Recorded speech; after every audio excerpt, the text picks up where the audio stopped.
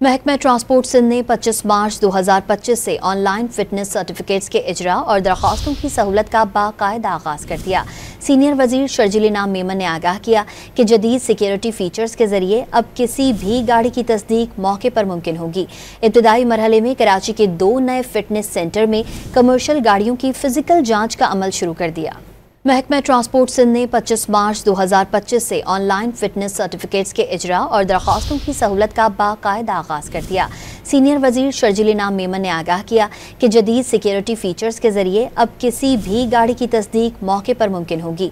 इब्तदाई मरहले में कराची के 2 नए फिटनेस सेंटर में कमर्शियल गाड़ियों की फिजिकल जाँच का अमल शुरू कर दिया।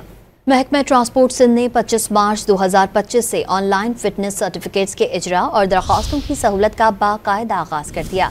सीनियर वजीर शर्जील इनाम मेमन ने आगाह किया कि जदीद सिक्योरिटी फीचर्स के जरिए अब किसी भी गाड़ी की तस्दीक मौके पर मुमकिन होगी। इब्तदाई मरहले में कराची के 2 नए फिटनेस सेंटर में कमर्शियल गाड़ियों की फिजिकल जाँच का अमल शुरू कर दिया।